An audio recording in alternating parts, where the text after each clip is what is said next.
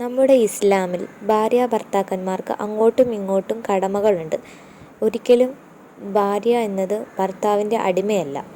നമ്മൾ പലപ്പോഴും കാണാറുള്ളതെന്താ? ഭർത്താവ് ജോലിക്ക് പോകുന്നതുകൊണ്ട് അവർക്കൊരു വലിയ സ്ഥാനവും ഭാര്യ വീട്ടുപണികൾ ചെയ്യുന്നതുകൊണ്ട് അവർക്ക് ഒരു കുറഞ്ഞ സ്ഥാനവുമാണ്. ചില വീടുകളിലെ കാര്യമാണ് ഞാൻ പറഞ്ഞത്. ചില വീടുകളിൽ അങ്ങനെയല്ല. നമ്മുടെ ഇസ്ലാമിക ദീനനുസരിച്ച് നബി സല്ലല്ലാഹു അലൈഹി വസല്ലമ തങ്ങൾ പോലും ഭാര്യമാരെ സഹായിച്ചിരുന്നു. അടുക്കള കാര്യങ്ങളിലും മറ്റ് വീട്ടുകാര്യങ്ങളിലെല്ലാം നബി സല്ലല്ലാഹു അലൈഹി വസല്ലം തങ്ങൾ സഹായിച്ചിരുന്നു എന്ന് പല ഹദീസുകളിലും നമുക്ക് കാണാൻ സാധിക്കും. നമുക്ക് ഒരു ഭർത്താവിന് തൻ്റെ ഭാര്യയോട് എന്തൊക്കെ കടമകളാണ് ഉള്ളതെന്ന് ഇസ്ലാമിൽ പറയുന്നത് എന്താണെന്ന് നോക്കിയാലോ.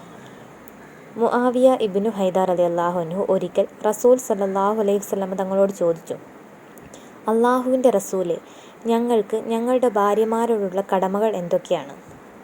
അപ്പോൾ മുഹമ്മദ് നബി സല്ലല്ലാഹു അലൈഹി വസല്ലമ തങ്ങൾ മറുപടി പറയുകയാണ്, നീ വസ്ത്രം അണിയുന്നത് പോലെ അവളെയും അണിയിക്കുക.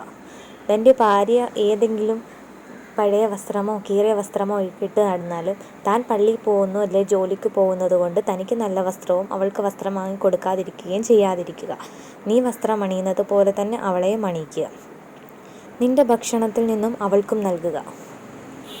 ഒരിക്കലും അവളുടെ സൗന്ദര്യം ഇല്ലാതാകാൻ നീ പ്രാർത്ഥിക്കരുത്. അവളുടെ മുഖത്ത് നീ ഒരിക്കലും അടിക്കരുത്.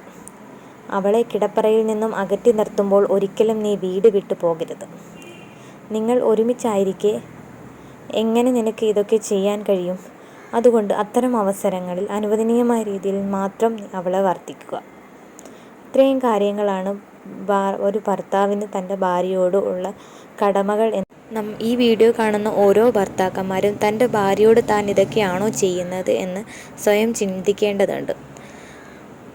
നമ്മളുടെ ദീനിൽ പറഞ്ഞിട്ടുള്ള കാര്യങ്ങൾ നമ്മൾ അനുസരിച്ചു പോവുക. വീഡിയോ ഇഷ്ടമാവുകയാണെങ്കിൽ എൻ്റെ ചാനലൊന്ന് സബ്സ്ക്രൈബ് ചെയ്ത് സപ്പോർട്ട് ചെയ്യാൻ മറക്കല്ലേ കേട്ടോ.